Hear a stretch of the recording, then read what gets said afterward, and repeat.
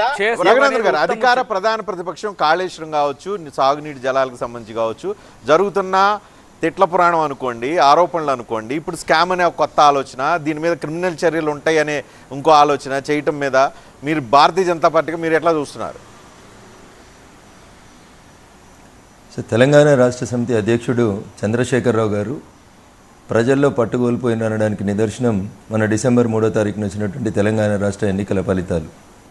So ప్రజల్లో పట్టుకోల్పోయిన తర్వాత చంద్రశేఖరరావు గారు పార్టీ మీద కూడా పట్టుకోల్పోతున్నట్టు కనబడతా ఉంది. ఎమ్మెల్యేలు ఇటు అటు చూస్తూ ఉన్నారు, మాజీ ఎమ్మెల్యేలు పక్కదారి పడుతూ ఉన్నారు. పార్టీలో ఎవరు మిగులుతారో ఎవరు మిగిలారో పార్లమెంట్ ఎన్నికల వరకు తెలియనటువంటి గందరగోళమైనటువంటి పరిస్థితి. అందుకని మరొకసారి తెలంగాణ వాదాన్ని రెచ్చగొట్టి ఏదో ఒక లబ్ధి పొందుదాం, ఒకటో రెండో ఎంపీ సీట్లు గెలవకపోతే అసలు ఎవరైనా మిగులుతారా పార్టీలో మిగిలరా అనేటువంటి ఒక సందేహంతో చంద్రశేఖరరావు గారు చేస్తున్నటువంటి ఆఖరి ప్రయత్నం దింపుడు గల్ల భాష తప్ప ఆయనను టచ్ చేయాల్సిన సందర్భం వచ్చినప్పుడు ప్రభుత్వం టచ్ చేస్తుంది, ఇన్వెస్టిగేటింగ్ ఏజెన్సీస్ టచ్ చేయాల్సిన సందర్భం వచ్చినప్పుడు ఇన్వెస్టిగేటింగ్ ఏజెన్సీస్ టచ్ చేస్తాయి. టచ్ చేస్తారా? కేసీఆర్ని చంపుతారా? ఏం సెంటిమెంట్ని రెచ్చగొట్టాలనుకుంటున్నారు? పార్లమెంట్ ఎన్నికలు ఇంకో నెలకో 2 నెలలకో వస్తున్నాయి కాబట్టి ఆ ఎన్నికలలో ఒకటో రెండో సీట్లు తెచ్చుకుంటేందుకు ఆడుతున్నటువంటి నయా నాటకం.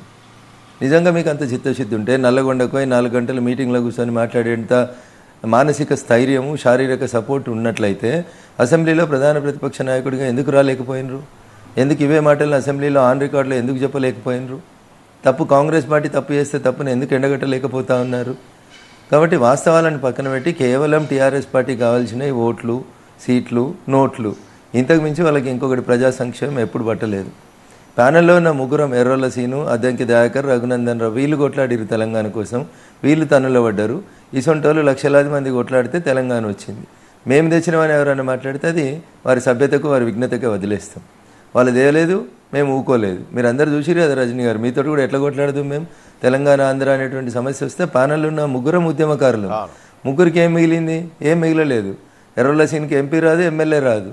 ఎర్రోల సీన్కి ఏం ఎదుగుదలనే ఉండదు. అక్కడ టీఆర్ఎస్వి ఉద్యమ నాయకుడు ఉండి ఉస్మానియాలో తన్నులు తిని 10 సార్లు జైలుకు వచ్చినని గుర్తించదు మీ పార్టీ. ఎప్పుడు ఎలక్షన్లు వస్తే కొత్త వాళ్ళని తీసుకొచ్చుకోవాలి, ఎలక్షన్లు, కలెక్షన్లు, సీట్లు, ఇది తప్ప మీకేముంది? అసెంబ్లీకి ఎందుకు రాలేదు చంద్రశేఖరరావు గారు? ఎందుకు అసెంబ్లీలో జరిగిన దాంట్లోపల చర్చలో ఎందుకు పాల్గొంటలేరు? ఎందుకు ఫ్యాక్ట్స్ని ప్రజల ముందు ఎందుకు ఉంచారు? నల్గొండకు పోయి చంపుతారా? కేసీఆర్ను ముడతారా? ముట్టలేదా ఒకసారి? ఆంధ్రప్రదేశ్ పోలీసులు ఉన్నప్పుడు ముట్టిరు, అల్గనూరు చౌరస్తాకాడ ఎత్తుకుపోయారు. ఏం జరిగిందో అందరు చూసిరు.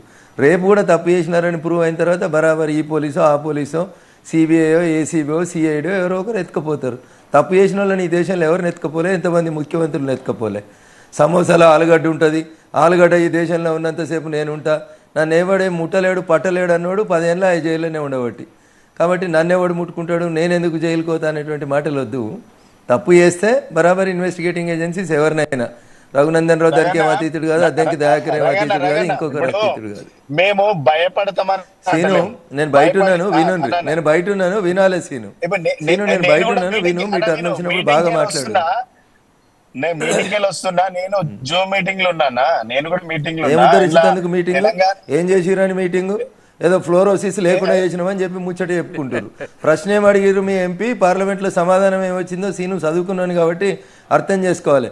పోయిన సంవత్సరం ఫ్లోరోసిస్ కేసులు ఆంధ్రప్రదేశ్లో, తెలంగాణలో ఎన్ని నమోదైనాయి? ఇది ప్రశ్న. వచ్చిన సమాధానం ఒక్క కేసు నమోదు కాలేదు. ఇది కేంద్ర మంత్రి చెప్పిన సమాధానం. దానికి తెలంగాణను ఫ్లోరైడ్ రహిత తెలంగాణ మార్చినామని ఇక మీరు పొద్దుగాలైతే ఊదిరు, బాకాలు ఊదుకున్నారు, పేపర్లలో రాసుకురు, డబ్బాలు కొట్టుకురు. ఆ ప్రశ్న తీసి ఒకసారి చదువుండ్రి.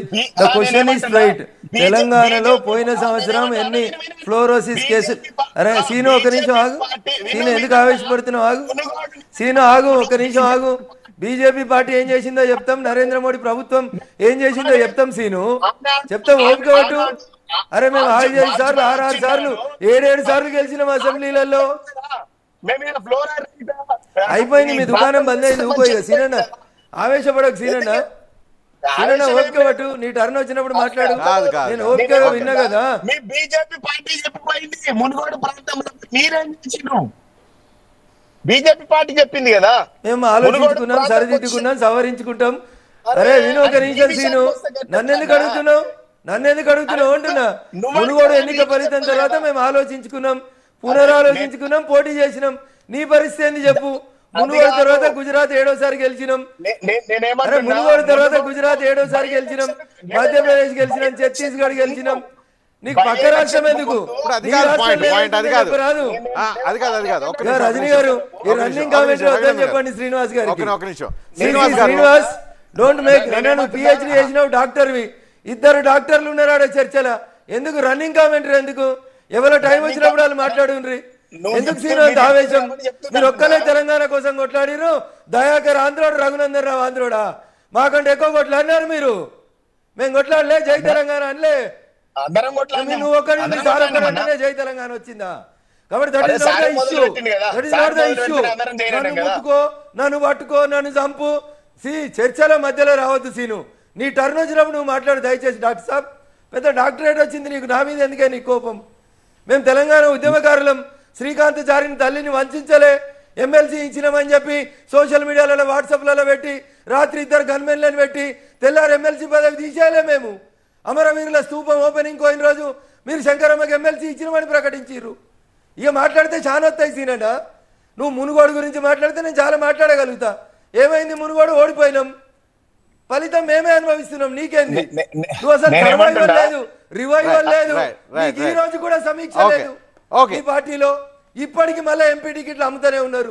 ఏం మాట్లాడతావు సీను? రఘునందన్ గారు ఒక్క నిమిషం.